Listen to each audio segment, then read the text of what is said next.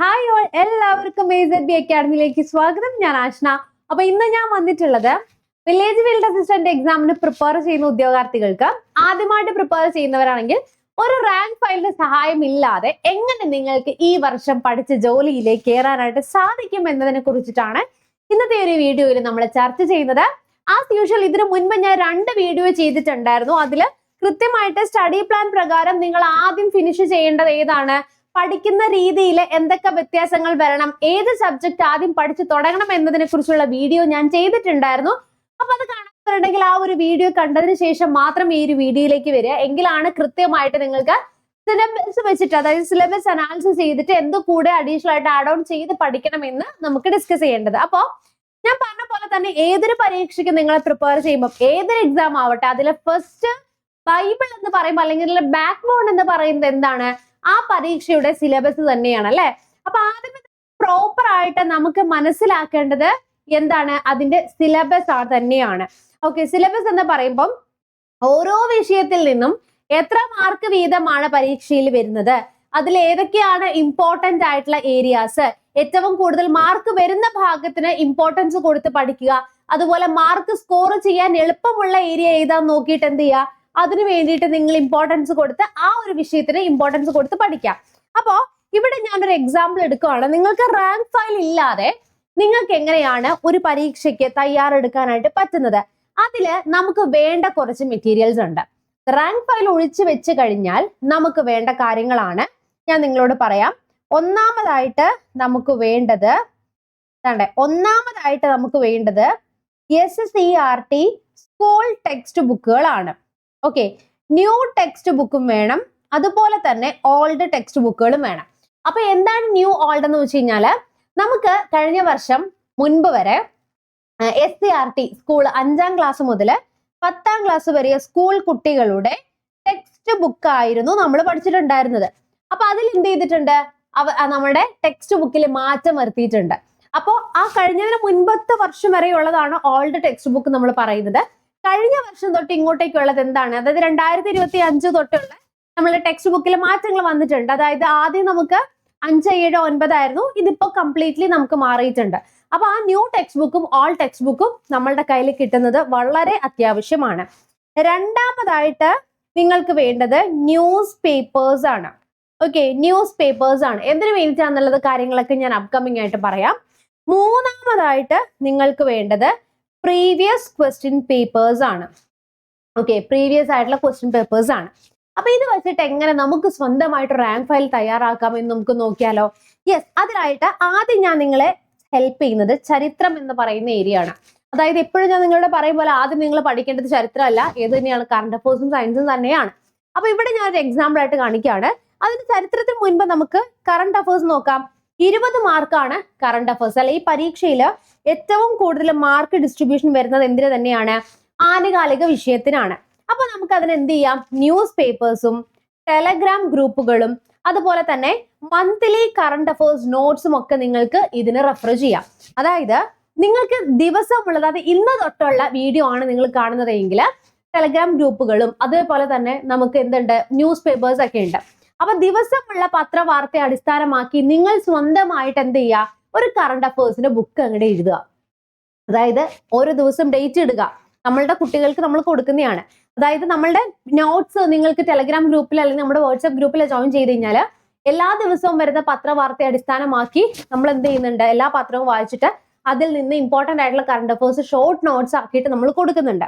അപ്പൊ നിങ്ങൾക്ക് വേണമെങ്കിൽ ആ ഷോർട്ട് നോട്ട്സ് PDF നിങ്ങൾക്ക് അത് തന്നെ യൂസ് ചെയ്യാം. അത് തന്നെ എന്താക്കി വെക്കണം, നിങ്ങൾക്ക് നിങ്ങളുടെ കയ്യിൽ ഒരു ഹാർഡ് കോപ്പി ആയിട്ട് ഫിസിക്കലി അത് കാണാൻ പാകത്തിന് ഡെയിലി നോട്ട്സ് എന്ത് ചെയ്യുക, അപ്ഡേറ്റ് ചെയ്ത് വെക്കുക.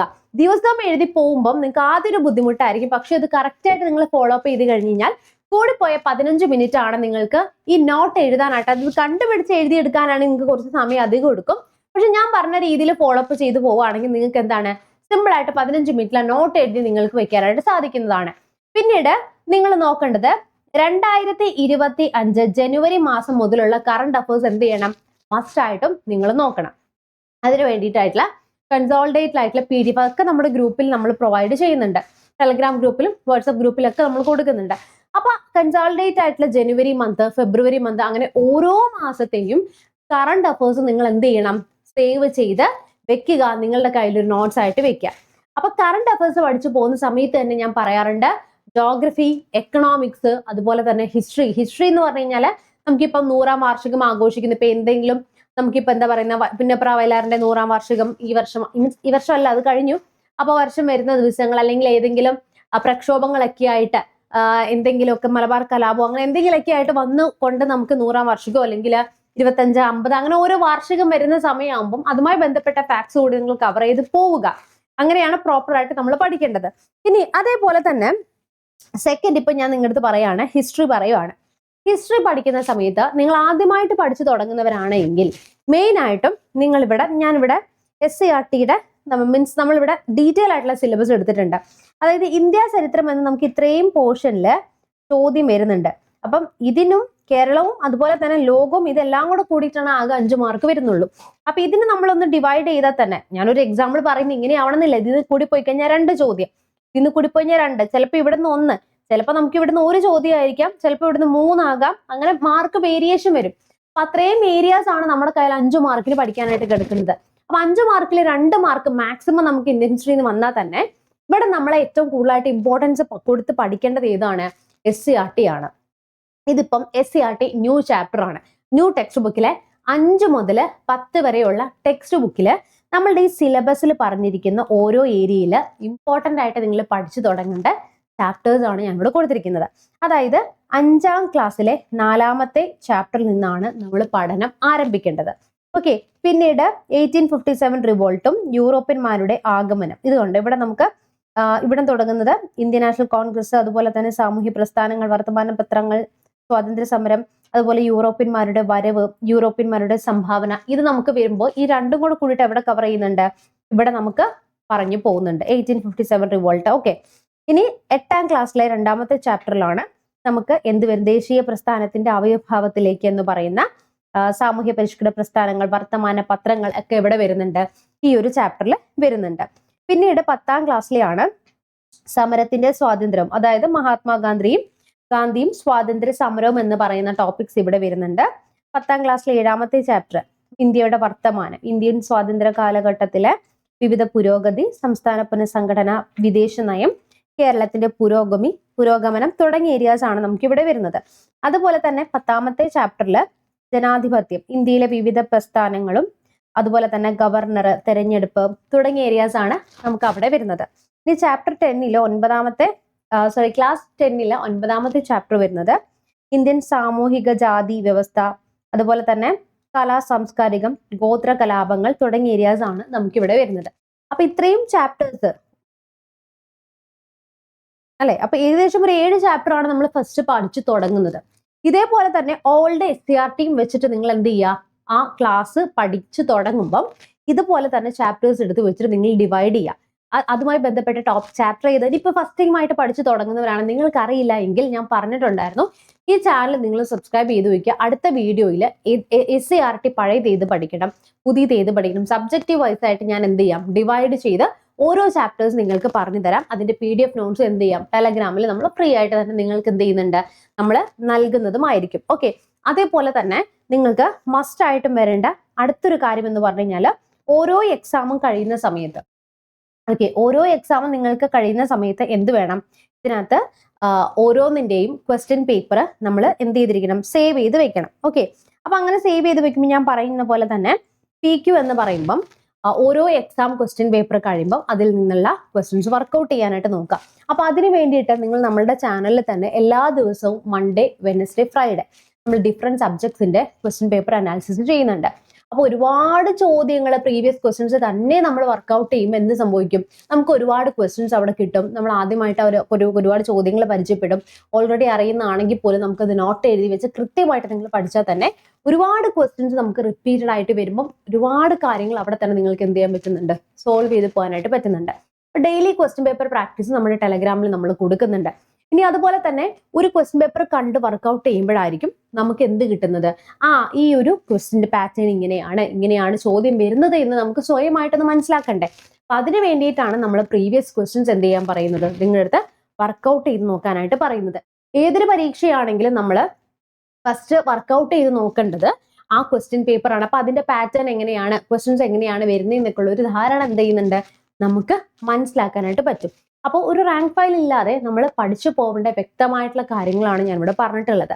അപ്പോൾ ക്വസ്റ്റ്യൻ പേപ്പേഴ്സ് ഡയറക്റ്റ് ആയിട്ട് നിങ്ങൾക്ക് സ്വയം വർക്ക്ഔട്ട് ചെയ്ത് നോക്കുക. ആദ്യം ചെയ്യുമ്പോൾ നിങ്ങൾക്ക് 100-ൽ ഒന്നും കിട്ടണം എന്നുണ്ടാവില്ല, ഒന്നും അറിയണം എന്നുണ്ടാവില്ല. പക്ഷേ ആ ചോദ്യപേപ്പർ രണ്ടാമത്തെ, നാലാമത്തെ ചോദ്യപേപ്പർ വർക്ക്ഔട്ട് ചെയ്ത് പോകുമ്പോൾ അവിടെ വരുന്ന ഒരുപാട് റിപ്പീറ്റഡ് ക്വസ്റ്റ്യൻസ് ഇവിടെ വരും. അപ്പൊ നിങ്ങൾക്ക് അത് കിട്ടും. അങ്ങനെയാണ് നമുക്ക് എന്ത് ചെയ്യാൻ പറ്റുള്ളൂ, നമുക്ക് ഓരോ ദിവസവും ഒരു 1% എങ്കിലും എന്ത് ചെയ്യാൻ പറ്റുള്ളൂ, ഇംപ്രൂവ്മെന്റ് നമുക്ക് ചെയ്യാനായിട്ട് പറ്റുള്ളൂ. അത് നിങ്ങൾക്ക് ഈ ക്വസ്റ്റ്യൻ പേപ്പേഴ്സ് വർക്ക്ഔട്ട് ചെയ്ത് തന്നെ എന്ത് വേണം, ആ ഒരു ഇംപ്രൂവ്മെന്റ് നിങ്ങൾ കൊണ്ടുവരണം. പെട്ടെന്ന് നമുക്ക് പെർഫെക്റ്റ് ആവാൻ പറ്റില്ല, പക്ഷെ കുറേശ്ശെയായിട്ട് നമുക്ക് എന്ത് ചെയ്യാൻ പറ്റും, നമ്മുടെ പഠനത്തിൽ മാറ്റം വരുത്താനായിട്ട് പറ്റുന്നതാണ്. അപ്പം ഇതേപോലെ തന്നെ നമുക്ക് കൃത്യമായിട്ട് ഒരു സ്റ്റഡി പ്ലാനോട് കൂടിയിട്ട്, അതായത് ഞാൻ പറയുന്നത് 150 ദിവസം, അതായത് ഇപ്പൊ നിങ്ങൾ ഇതിങ്ങനെ എന്തൊക്കെയോ പഠിച്ച് പറയുന്ന പോലെയല്ല, മുൻപത്തെ വീഡിയോയിൽ ഞാൻ കൃത്യമായിട്ട് സ്റ്റഡി പ്ലാൻ പറഞ്ഞിട്ടുണ്ടായിരുന്നു.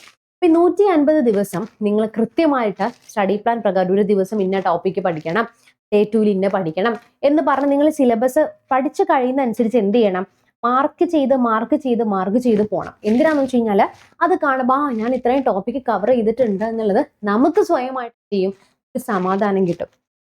ഓക്കെ, നമ്മൾ അണ്ടർലൈൻ ചെയ്ത് പോകുമ്പോൾ നമുക്ക് തന്നെ എന്ത് ചെയ്യുന്നുണ്ട്, ഞാൻ ഇത്രയും പഠിച്ചു എന്നൊരു സമാധാനത്തോട് കൂടിയിട്ട് നമുക്ക് മുന്നോട്ട് പോകാനായിട്ട് പറ്റും. ഓക്കെ, അപ്പോൾ ഇതെല്ലാം കൂടെ കൂടിയിട്ട് നമ്മൾ പറഞ്ഞ രീതിയിൽ ഒരു 150 ദിവസത്തെ സ്റ്റഡി പ്ലാൻ പ്രകാരമുള്ള ക്ലാസ്സുകൾ എന്ത് ചെയ്യുന്നുണ്ട്, നമ്മൾ പ്രൊവൈഡ് ചെയ്യുന്നുണ്ട്. AZB അക്കാഡമിയിൽ ഡേ 1, ഡേ 2, ഡേ 3 ക്ലാസ്സുകൾ പ്രകാരം 150 ദിവസത്തെ ഏറ്റവും പുതിയ ബാച്ച് നമ്മൾ സ്റ്റാർട്ട് ചെയ്യാണ്. ഓൾറെഡി നമ്മളുടെ ബാച്ചസ് ഫില്ലായി. ഇപ്പോൾ ഓൾറെഡി നമുക്ക് നേരത്തെ ജോയിൻ ചെയ്ത കുട്ടികളൊക്കെ അതിൽ റിവിഷൻസും കാര്യങ്ങളൊക്കെ സ്റ്റാർട്ട് ചെയ്തിരിക്കുകയാണ്. ഇപ്പൊ നമ്മൾ പുതിയൊരു ബാച്ച് സ്റ്റാർട്ട് ചെയ്യാണ്. ഇപ്പൊ നിങ്ങൾക്ക് വില്ലേജ് ഓഫീസ് ഫീൽഡ് അസിസ്റ്റന്റിന്റെ കോഴ്സ് പർച്ചേസ് ചെയ്ത് കഴിഞ്ഞാൽ വേവ് കോഡയും കമ്പനി ബോർഡ് LGSന്റെയും ക്ലാസ് കൂടി അഡീഷണൽ ആയിട്ട് നിങ്ങൾക്ക് ഫ്രീ ആയിട്ട് ഇപ്പം ആ കോഴ്സ് പർച്ചേസ് ചെയ്ത് കഴിഞ്ഞാൽ നിങ്ങൾക്ക് കിട്ടുന്നതാണ്. പ്രിലിംസിന്റെയും BFEDന്റെയും ക്ലാസ്സസ് നിങ്ങൾക്ക് സെപ്പറേറ്റ് ആയിട്ട് കിട്ടുന്നതാണ്, ഫ്രീ ആയിട്ട് കിട്ടുന്നതാണ്. ഒരെണ്ണം പർച്ചേസ് ചെയ്താൽ മതി. അപ്പൊ ഇതിൽ നമ്മൾ ഓരോ ദിവസം 150 ദിവസവും നിങ്ങൾക്ക് ഡെയിലി എക്സാം ഉണ്ട്. SCRT ക്ലാസ്സസ് പ്രൊവൈഡ് ചെയ്യുന്നുണ്ട്. ഇമ്പോർട്ടൻ്റ് ആയിട്ടുള്ള കറണ്ട് അഫയേഴ്സ് സെപ്പറേറ്റ് പ്രാക്ടീസ് നൽകുന്നുണ്ട്. എല്ലാ ദിവസവും ക്ലാസ്സിൽ 12 മണിക്ക് നമ്മൾ തിങ്കൾ ടു ശനി വരെ പ്രീവിയസ് ക്വസ്റ്റ്യൻ പേപ്പർ വർക്ക്ഔട്ട് ചെയ്യുന്നുണ്ട്. തുടങ്ങിയ ഒട്ടനവധി ഫീച്ചേഴ്സ് ആണ് നമ്മൾ നൽകുന്നത്. ആർക്കെങ്കിലും കോഴ്സിൽ ജോയിൻ ചെയ്യാൻ താല്പര്യമുണ്ടെങ്കിൽ താഴെ കൊടുത്തിരിക്കുന്ന നമ്പറിൽ കോൺടാക്ട് ചെയ്യാം. കൂടാതെ നമ്മളുടെ ടെലഗ്രാം ഗ്രൂപ്പിൽ കൂടി ഒന്ന് ജോയിൻ ചെയ്യാം കേട്ടോ. അപ്പോൾ അഡീഷണൽ ആയിട്ടുള്ള നോട്ട്സും സ്റ്റഡി നോട്ട്സും ഹോട്ട് ടോപ്പിക്സും ഒക്കെ എന്ത് ചെയ്യുന്നുണ്ട്, നിങ്ങൾക്ക് ഇതുവഴി തന്നെ നമ്മൾ പ്രൊവൈഡ് ചെയ്യുന്നുണ്ട്. അപ്പോൾ നമുക്ക് എന്തെങ്കിലും സംശയങ്ങൾ ഉണ്ടെങ്കിൽ കമന്റ് ബോക്സിൽ കമന്റ് ചെയ്യുക. ദെൻ ആ ഒരു ഗൂഗിൾ ഫോം ഒന്ന് ഫില്ല് ചെയ്തോളാം. നമുക്ക് നെക്സ്റ്റ് ഒരു വീഡിയോയിൽ വീണ്ടും കാണാം. Till then, bye bye and thank you.